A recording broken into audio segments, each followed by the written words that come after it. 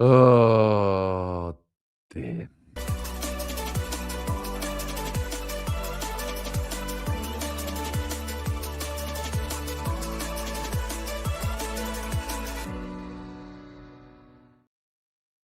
Hello and welcome to the Happy Talk, where we bring you the most joyous, enthralling, exciting, unpredictable news ever.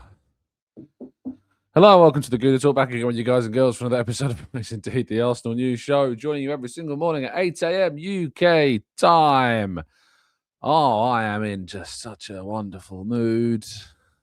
Isn't it nice when you can just go to bed after being given the nicest news? Well, that's not what happened last night. It's not what happened at all. In fact, quite the opposite did. Good morning to you all. Thank you so much for joining us live in the chat box. Appreciate you all being here. Good morning to Mohammed, to Matt G, to Franklin, to Mark. We've got Paul, we've got John, we've got Brian and Ken, Maria in the chat box this morning, Arthur and Glenn. We've got Amber Lee and Kirill and Maximius. Good morning to Claire and Martin and Gary. Good morning to Mike, to Tom, Carrie Ann. We've got Diavan Guru as well. We've got all the usual faces and some unusual faces as well, which is always great to see. So thank you so much for tuning in. We'll get there. We'll get to that story. I probably should have put it first to get out of the way, but yeah, I didn't. So we'll get to that story. But we'll kick off today with just something else that's just cover your kids' ears. Something else that's pissing me off. All right. So man, just so. And you can tell maybe that I'm feeling the pressure a little bit of this title race at this stage, and just the fear and the anxiety of things not going our way and things just not going as they should. Manchester City last night beat Fulham 3-0. Erling Haaland went off at half-time with a knock. Not thought to be too serious, I don't think, but we'll see. And yeah, and then this happened, which is if you're not watching, you're listening to us on audio platforms, of course. The image on screen is currently one of Phil Foden raking his studs down the back of Calvin Bassey and his calf and Achilles, and going purely with a yellow card. The referee decided a yellow card was the appropriate punishment for this challenge. I mean, this is a red card. It's just a red card, isn't it? Like, I mean, it's off the ball. It's late. It's out of control. It's dangerous. Could have seriously hurt Calvin Bassey.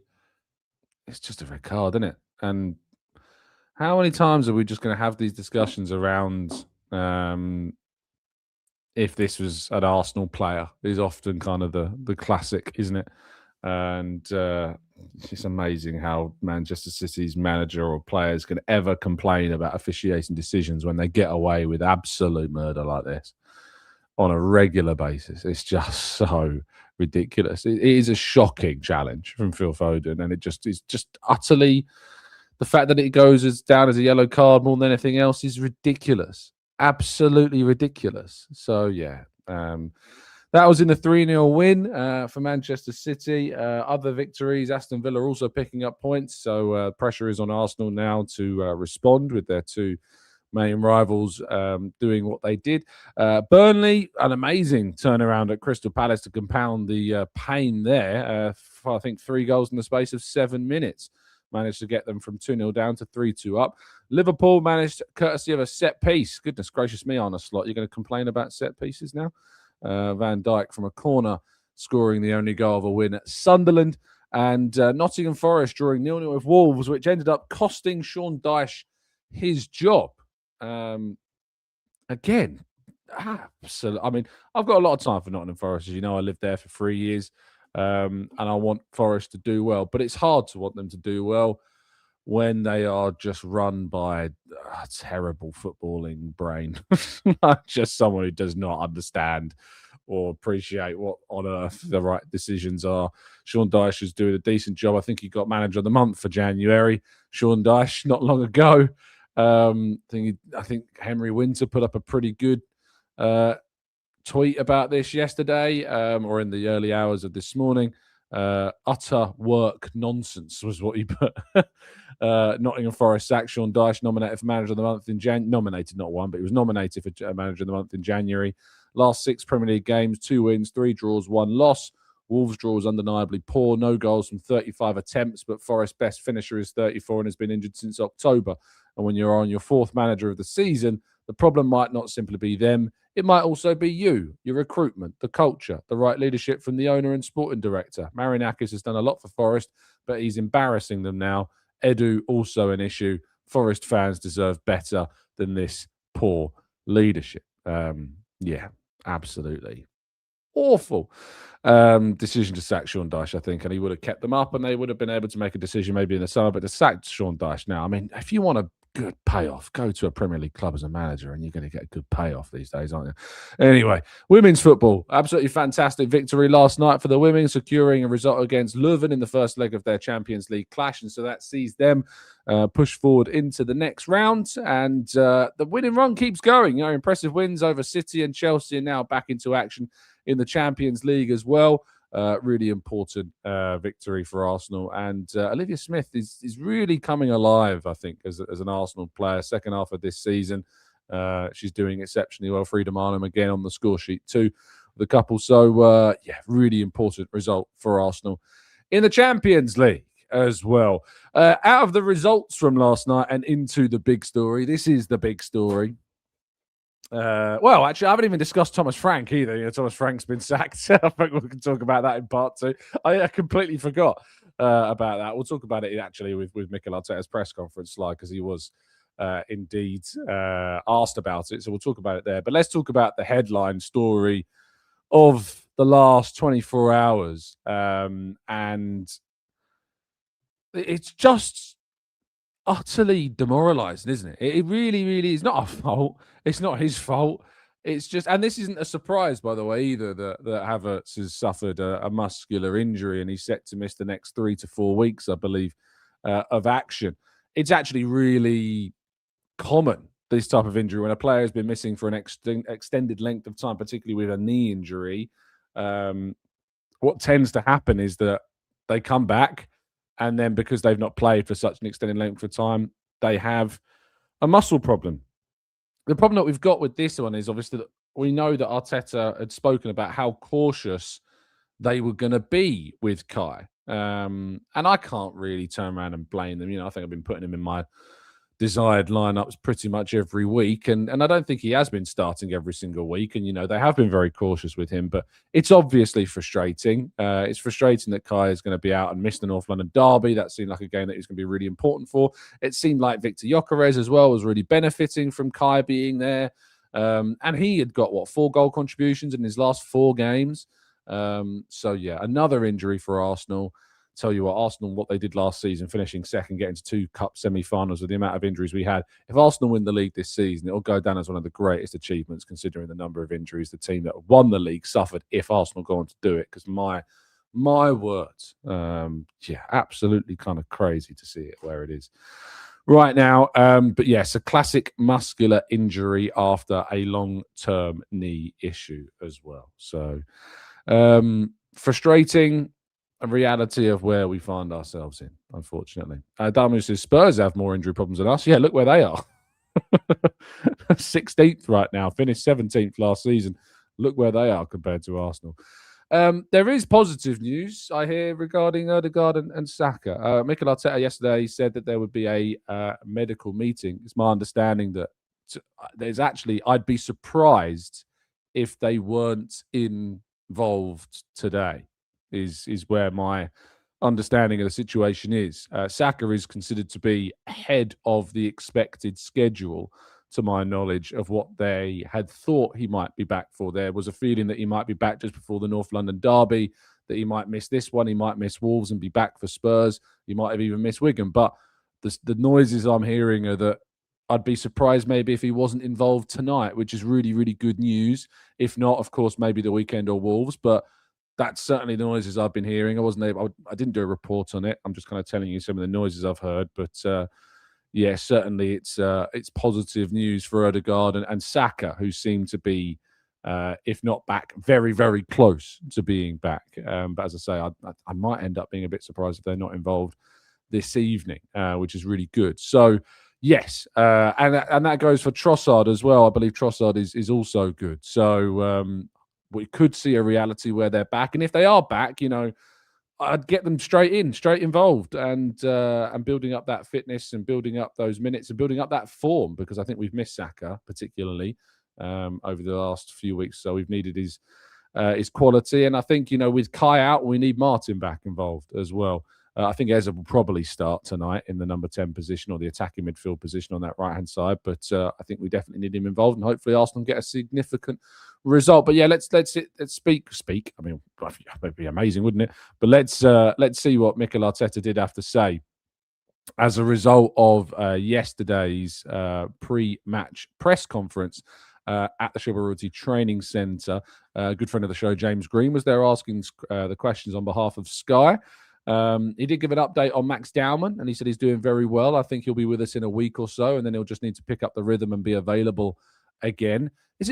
I don't know. There are words I find really hard to spell when I'm doing quick transcriptions. Rhythm is like one of the worst words to spell. I always trip up on it. And on Marino, he says, I think the doctors were really happy with the way it went. It's obviously a long process. You're talking about a bone healing, so you need to be patient. You need to respect the timings. I'm sure Mikel is going to do everything that he can possibly to speed up that recovery. And the time frames, we're talking about months, whether it's 3, 4, or 5, we don't know. Certainly the optimism, the hope it's going to be around 3 to 4, 8 weeks, as I reported the other day, with no strenuous weight being placed on the foot. He can still do gym work, which is obviously positive. But the hope is that he might be running by the end of April. Which would be really good, but then it takes a lot of time to continue to build up that fitness and build up that familiarity, and then whether or not he makes it back before the end of the season remains to be seen, but it's certainly hoped that would be the case. The other interesting question was on the state of the Emirates pitch. I think it's been a conversation, around the club for a little while now about the state of the Emirates pitch, and not just the Emirates, but a number of pitches. I think it's a stat that it's rained every single day here in the UK since the turn of the year. I think there has been rain experienced in the UK, at least somewhere, every single day since the start of 2026, which is probably the most British thing we've ever heard, right? But it's naturally having quite a big impact upon football stadia and the pitches and their capacity to recover from all the games. And the Emirates, of course, has experienced a lot more games than perhaps others, with the women's team involved in the Champions Cup also being played at the Emirates, with extra games involved there also. I don't like, this idea that the women's team should be blamed for this. It's not, it's not something in the case that they are well within their rights to play on the women's pitch, on the Emirates pitch. They are as much Arsenal as the men's team are. But obviously it does it does have an impact, and it is having an impact on the state of the pitches. And Arteta was asked by Ian Abrahams, as a coach, when a player is maybe suffering from, I've got the right question. It is the degrees. Where's the degrees question? Here it is. It was quite a good back and forth, actually. Finally, the weather has been rubbish, Ian said in the last few months, as you will notice. I'm not a meteorological man. Rubbish will do. It's really wet. And what have you, in terms of the pitches aren't great. And Arteta quickly responded saying, last time in December it was really hot and you were complaining that it was too hot. He said, what's the right weather? 20 degrees? And, well, yeah, thereabouts, said Ian. And he continued to say the pitches have been poor because of a lot of games. And I mean, you're in every competition. The Arsenal women are also playing on the Emirates pitch as well. Brentford play a lot on their pitch in terms of that. How, firstly, is tomorrow an advantage not playing at the Emirates for once? And secondly, in general, are the pitches becoming more difficult to play on during this time of year? And he said, yeah, there are many factors to that. Obviously, the amount of games that we are playing on the pitch puts pressure, puts a lot of stress on it. The weather conditions and the time of year that is right now. And so we know how important that is. And so we are taking responsibility on that and making everything that we can and what we can do possibly to improve it as quick as possible as well. So, yeah, it is certainly a frustration, it seems, I think, behind the scenes for Arsenal and for the Emirates ground staff, and hopefully it's going to improve, and hopefully the weather allows it to improve as well. But I don't know if it's an advantage playing away from the Emirates. Brentford was also a host of the Champions Cup as well, so I'm sure their pitches suffered also.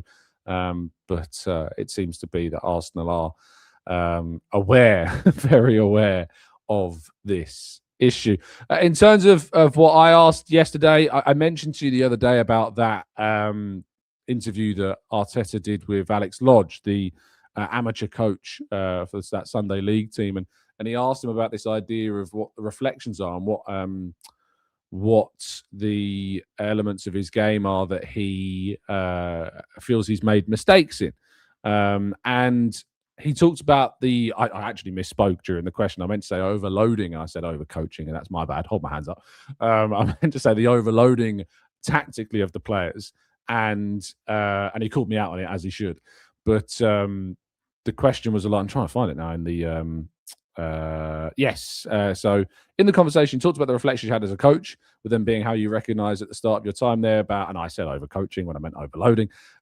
Tactically, I'm curious what it was that you identified that made you realise in that moment how you realised that you were tactically going too far. And obviously, after saying, I don't think I said the overcoaching part, but in terms of I said probably I put too much, or probably maybe put more focus on the tactical and technical aspect than the other aspects, and that shifted. At the end, you have to recognise what a team needs, first of all, to create a clear identity in the way of playing. You have to see it in a certain way. You want to change the culture. You're going to invest a lot and put a lot of effort into that. And now it's shifted because I think it's what the team needs. The level of understanding and what they have to do is very, very good. So we can focus on areas that we can develop that can give us a lot of value. And I said, is it also a case that when you first join a club that you inherit a squad? Over those years, gradually you build that squad with players that are tailored for the specific roles that you would like. And does that mean you have to tactically focus on the game less when you bring in players that you're very specifically focused on? And he said, yes. And probably some of the things that I learned as well is that you can have an idea, you can do certain things, but at the end, the players' qualities are the most important thing. As a player, it's something that is not completely comfortable and it's not natural and it won't flow. It might work for a few actions or for a few moments, but in the medium and long term, it doesn't. And that's probably the most important thing. Respect the nature of the player and try to accommodate, if you can, in the qualities that they have. And I think that leans into what we spoke about the other day when we talked about the left-back position in particular and how we kind of saw the Tierney kind of used in this inverted role and it didn't really suit him. And eventually it went back to kind of Tierney being used more traditionally and not kind of forced to play more inverted when he did play. So, yeah, I think that is definitely an element of what Arteta was alluding to there. Right, let's go to part two, which is going to be a quick preview ahead of today's game against Brentford.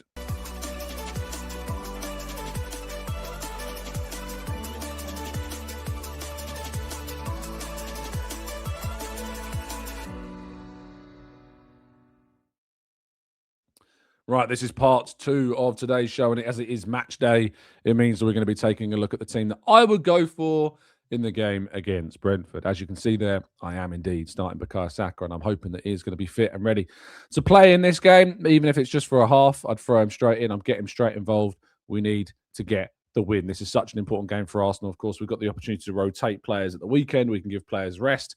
On Sunday against Wigan in the FA Cup, we can rotate. So let's go strong.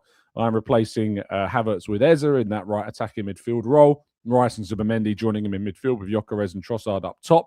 Nketiah, Timber, Gabriel and Saliba as that back four as well, replacing Calafiori with Nketiah in that left-back position and David Raya between the sticks, of course. That's the team I would go for tonight.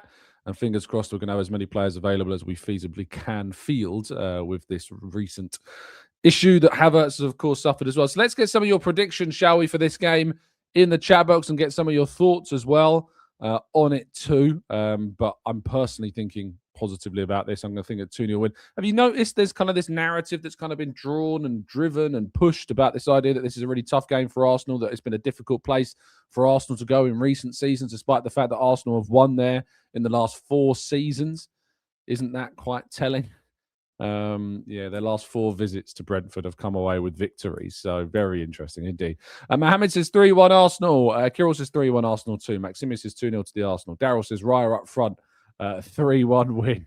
Vishal says 2-0. Izzy says 1-0 to the Arsenal. Maria's going 2-1. Amberlee's also going 2-1 too. So is Sid. Samuel says 3-0. Loga says 2-0. Daniel says 3-0 to the Arsenal. Barry's going for a 2-0 win. Ayod says 2-0, but a nervous one. Black Shine's going for a 4-1 victory. Gita says, come on, everyone. Yes, it's a show about Kai, but it's a game day, and we need a win. Our squad has huge depth, and we have options. We're in a title race. I'm going 2-1 to the Arsenal.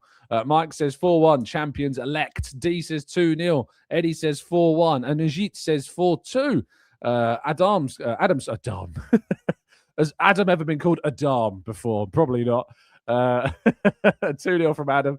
Nifty says 2-0. Diavangaroo says, I'll go for a 3-1 win. Z says 1-0. Navigator's going for a disappointing 0-0 draw, though. In this one, I'm really hoping it's not going to be a disappointing night. I really hope that it's going to be an incredibly encouraging night for Arsenal, because we have the capacity, of course, to go to any ground in the league and get a really important result in a big moment. All the noise, all the talk's been about, pressure's on Arsenal, gaps now 3 points.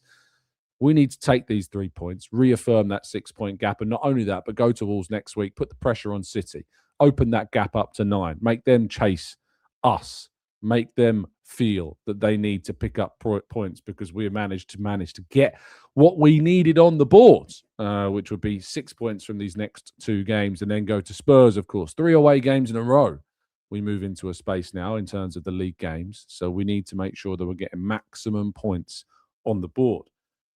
As you need to make sure that you're getting maximum safety and security when you are surfing the internet online, and you can only do that in one way, shape, or form, and that is by going to nordvpn.com/Gooner and getting yourself a significant discount off a 1 or a 2-year plan, and get yourself 4 months extra thrown in free on top of that too. You thought they'd gone. You thought they deserted us. You thought that they didn't want to carry on. No. TGT and Nord are special partners, and Nord continues to back and support us through the course of this season, through this brilliant title challenge that Arsenal find themselves very much heading towards the promised land, and we hope that that is the case. But I'm here to tell you a little bit more about Nord today, because if you were, say, to sign up in one of their 2 big plans and get yourself that significant discount off a 1 or a 2-year plan, you can go and get yourself some shopping. If you go for their Plus deal, you get a £20 Amazon. If you go for their Ultimate plan, you could go for their £50 Amazon voucher. All you need to do is stay with Nord for 31 days or longer, and you can get your hands on some even more money off that you could then go shopping, buy yourself a couple of nice bits and pieces. The Valentine's Day is coming up. Maybe you need to get something in for that. Maybe there's birthdays. But Nord's throwing everything at this. And, of course, if you're not happy with the service, and maybe you don't fancy that, there is a 30-day money-back guarantee on the service, of course, as there always is. It's nordvpn.com/Gooner. Get yourself a significant discount off that 1-2-year plan. Make sure you protect yourself while you're online, maybe using a public Wi-Fi service, and make sure you can change your geolocation digitally on any of your devices supported by Nord. You can use up to 10 devices on a single account. The servers are across 181 locations. There's 10+ years of experience. They're an award-winning VPN service. So go and check it out. Right, let's go to part 3. Your questions and more. Right, after this.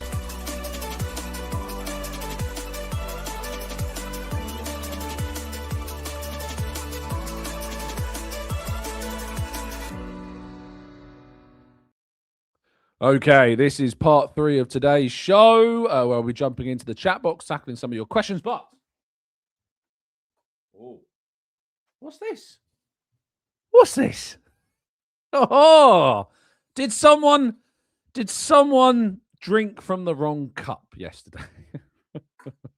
My goodness me. Thomas Frank sacked by Spurs. Absolutely incredible. Really, 2 wins from 17 is certainly. I mean, we're talking about feeling sorry for Sean Dyche, but Thomas Frank, yeah, wow. It was coming. I said it on yesterday's show. I said it, before the news dropped. I just said to you, how on earth is Thomas Frank still in a job? I just don't. I'm just going to put that with the win. I think we'll just put that right there. There we go. I just don't quite understand how he stayed in the job as long as he did. Is it frustrating that he's been sacked just before the North London derby? Yeah, arguably.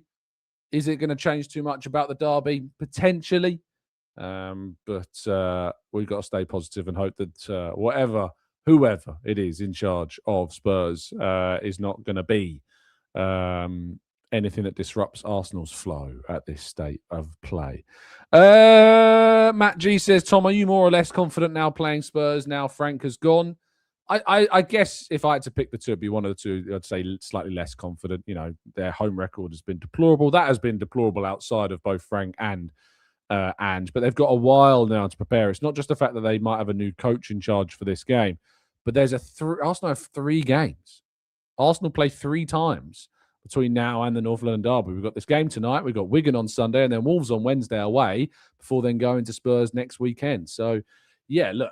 It's not ideal, is it? It's not ideal at all for Arsenal to be in this situation where we're going and playing as many games as we are. But yeah, very frustrating. Very frustrating indeed. Mark says, as long as Carrick isn't managing them, I don't fear Spurs. I don't think you're going to have to worry about that. Big Man says, if we win the title, which ex-player would you like to give a Premier League medal to if you could? Santi Cazorla. 100%. Gita says, if Odegaard is fit today, who do you think is more likely to start? A fresh Eze or a returning Odegaard? I think Eze is probably still more likely at this stage, but I guess we'll have to wait and see. Yonka says, did you hear the reports that the team were annoyed that he was always comparing them to Arsenal? I did see that. I don't know how. I've not heard that myself. It seems like a very easy thing to say, and it wouldn't necessarily surprise anybody, but if true, oh dear. Mark says, as long as Carrick isn't... how have I managed to do that? I keep doing that. Goon says, is this the 5th new manager bounce that we've faced? I think it might even be more than that. I mean, we've played Ange in his first game. We've played Nuno, I think, in his second game as West Ham manager. We played Carrick in his second game as Man United manager. We've played... Sean Dyche, how quickly was Sean Dyche in the job? I think he got his feet under the table a little bit before we played them. Who else? I think there's another, or I'm sure you guys are putting it in the chat box as well, but I think there's another as well. Sure, there's one more. Nuno at West Ham, Ange at Forest, Carrick at Man United. I can't think if there's any others now, actually, but some people are saying 5th, so maybe I'm missing some. Gita says the Spurs players have 5 days off for some reason, so the new coach will only have 6 days to work with them. I don't get that personally, but then again, it's a club that does inexplicable things. Yes, Rafinha at Chelsea. Rafinha, we played them in the League Cup semi-final first leg in his second game in charge as well. Wolves? Was Wolves one? Rob Edwards, I mean, I don't know how many games Rob Edwards was into his spell with Wolves. It might have been 2 as well. I think it was pretty early on. Bruges, you're right. Bruges is a great shout. Bruges did sack their manager just before Arsenal played them. So, yeah, great shout. I think, was it Portsmouth as well? Did Portsmouth sack their manager just before we played? I think Wigan as well. You know what? I think Wigan might have sacked their manager as well most recently, and now we're playing them at the weekend. So, yeah. Quite a few, quite a few new manager situations that Arsenal have had to deal with. Yeah, so it's been quite a fair few of them now. Vacan says, "Who would you want to take a permanent job at Spurs now?" Sam Allardyce. Mark says, "Tom, what do you think of a 4-4-2 with front pairing of Jesus and Gyökeres, a midfield of Trossard or Martinelli on the left, Rice and Zubimendi, and then Saka in the usual back 4? Is it worth a try?"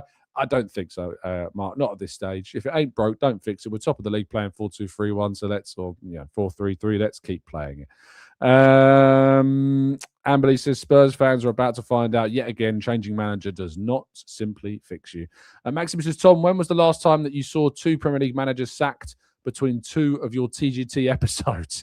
Yeah, I don't know if I've ever seen that happen. 2 Premier League managers losing their jobs from yesterday's show to this morning's show. I don't remember that ever happening, crazily enough. So that must be the first.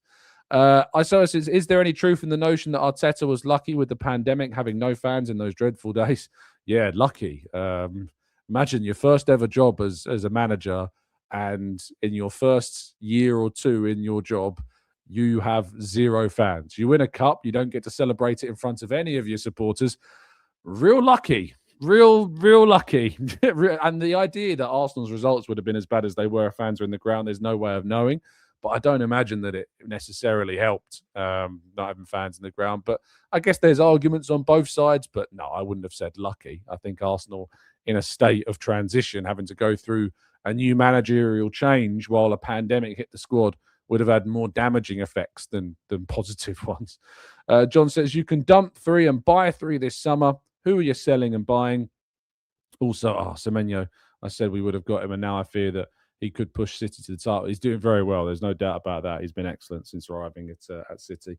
In terms of the 3 that I don't like the word dump, John, but the 3 that probably would be moved on this summer. I mean, there are some players, of course, that are on loan right now that I might cheat and use those. But Reece Nelson permanently gone, Vieira permanently gone, Kivior permanently gone. I think if like a significant figure in the squad is going to go, one of Martinelli or Trossard, I think, are there as well. I wouldn't even be surprised if Christian Norgard may be left in the summer also. We know Ajax were interested in January. Could somebody come in for him in the summer? It's not beyond the realms of possibility that could happen. And then in terms of 3 to bring in, I mean, I'd love to see Julian Alvarez arrive. I really, really would. If Julian Alvarez was the player that Arsenal signed this summer, that would be a hell of a marquee signing for the club. So I'd probably lean yes towards him. Jesus, I think, therefore, becomes one of those that moves on as well. So Jesus moves on and Julian Alvarez replaces him. I mean, that's a hell of an improvement, isn't it? A hell of an upgrade in the squads. Beyond that, I tell you what, names really aren't really my thing these days, nor are they during the middle of the season. Am I thinking about kind of players that I'd like to see Arsenal go for and sign? And I know that central midfield is going to be an area that the club are going to look at. We know Tonali's been linked. I'm not necessarily convinced Tonali is the right person for the job, nor the fee that I'd be comfortable paying. So, yeah, I mean, Elliot Anderson's not a bad shout. I mean, Elliot Anderson's, I think, is a fantastic player. And if Forest go down, he's certainly someone that I think a lot of the big clubs will be looking at as well. Kenan Yildiz, of course, of Juventus, another player that's been linked heavily with Arsenal as well. And certainly I know that he's been scouted by the club, but is he the right player for that left-hand side? I'm not 100% sure. I also think that there's something in the idea of signing players from the Premier League and not necessarily going outside the Premier League as much, or at least have players that have had Premier League experience, like Julian Alvarez as an example. But yeah, I'd be looking at that left-hand side, looking across the Premier League, seeing what options are there first before then spreading out maybe into other areas of Europe for potential signings. Our CS80 says, I don't think that we can pay Kai 300k a week and not play due to injury. What do you think? Well, he's not on 300k a week for starters, so that's the first issue with that. And secondly, players don't earn the maximum wage that you assume them to be on when they are injured. They earn less because they're not getting appearance bonuses. And plus, Arsenal also have insurance policies when players get injured as well. So, yeah, it's never the amount of money that people say that it is when players are out injured that they are earning. So it's not to do with that. Lucas says, just wanted to say, Tom, thanks for the content and all the questions you asked Mikel. I'm gutted for Kai. Thanks, Lucas. Very kind of you indeed. And me too. I'm very gutted. Morgan Rogers, I mean, I don't see Villa letting him go unless it's for an absolutely ridiculous price. But and as well, Arsenal have got a lot of attacking midfield options right now. So I'm not necessarily sure that's the position Arsenal will go for. It's more likely to be kind of a box-to-box option, maybe even a replacement for Mikel Merino as well. So that's one that I think the club will be potentially looking at. Mark says, I don't know. I'd take Yildiz over Martinelli at this point. Martinelli has shown signs of returning to his best form, and Serie A strikers look better there than they do in England. Amberley says, oh, God, let's not go back to the obsessing about Kai's wages. I thought we were over that nonsense. Yeah, I did too, but some people clearly aren't. How old is Rogers? I think he's, early to mid-20s? I think, 23? Yes, 23 years of age is Morgan Rogers. I saw it says the pressure from not having fans, I mean, kept on losing and there were no fans. Cool. I don't know why this matters now. We're in 2026, and I think we're very glad that we didn't get rid of. Aren't we glad? We're glad, right? That he's here. It's bizarre bringing that up now. Nifty says Yildiz has signed a new deal with Juve as well. True. So it would be difficult to get out. Safa says, I would never get rid of Martinelli. He works so hard for the team. Such a team player. Not many players are out there with better numbers. Anthony says, I can't see Unai Emery letting us have any of his players.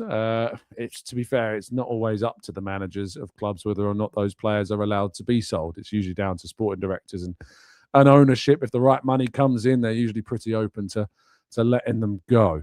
Neon says it must feel horrible being a player at times. Happy with what we have personally, and it's a good team. Ricardo says, morning all. Sorry I'm late, sir, but it's currently 4:33 a.m. in the morning in Antigua.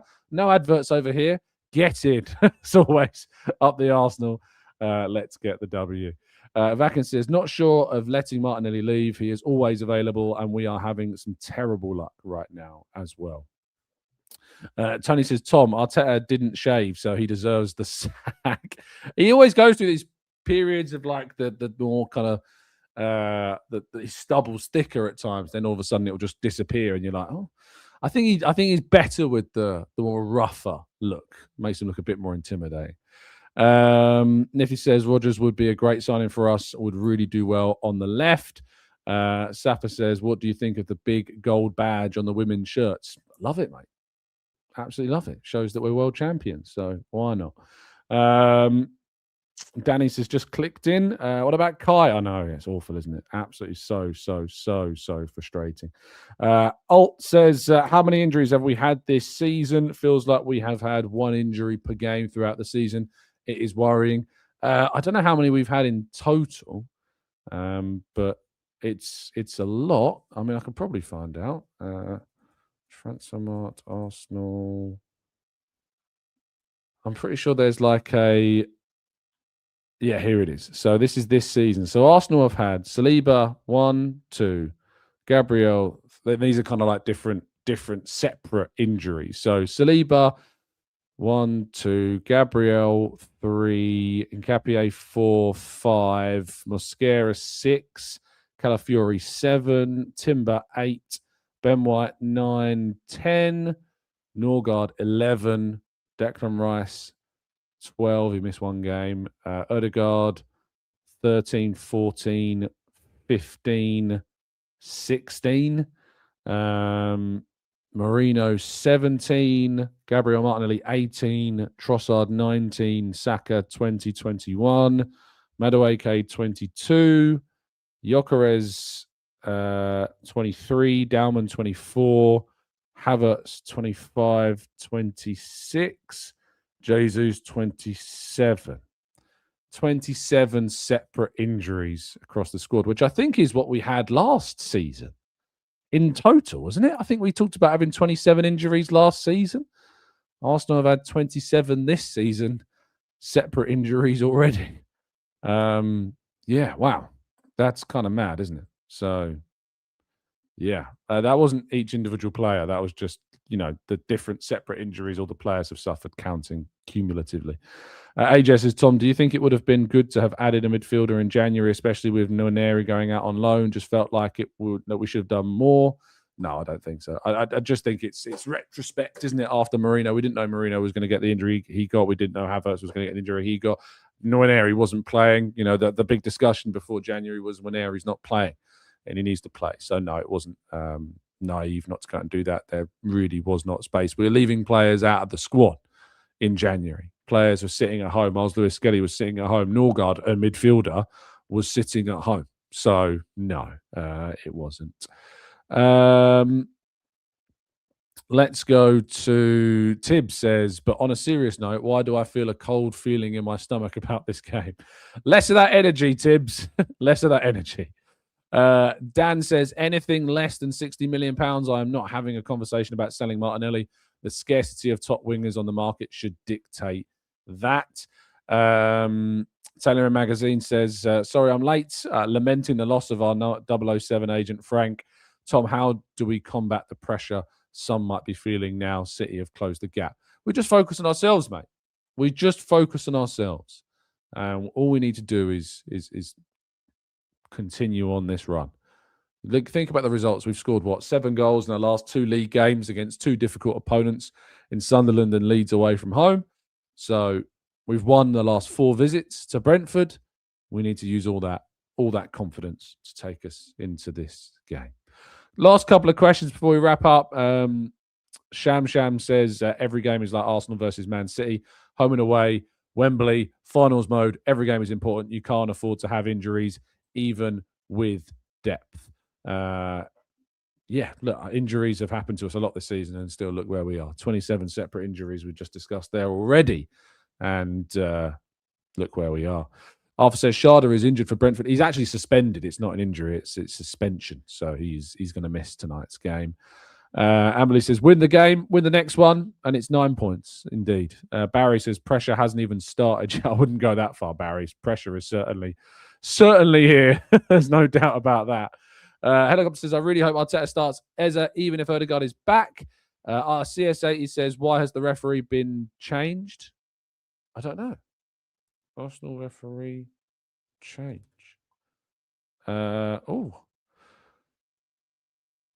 So the Premier League have appointed John Brooks as the new referee for Arsenal's trip to Brentford on Thursday. Tony Harrington was scheduled to be the man in the middle of the meeting. However, the Premier League have now confirmed Brooks has been installed as lead official for the game, with Harrington removed. Harrington has also been taken off duties as fourth official for Chelsea's game against Leeds at Stamford Bridge on Tuesday. While there has been a direct change to the referee, Brooks now in charge. The rest of the officiating team is due to remain the same. I don't know. So if he's been taken off our game and Chelsea's game, what did he do wrong? Was there a big mistake? Tony Harrington. Mistake, referee. I don't know.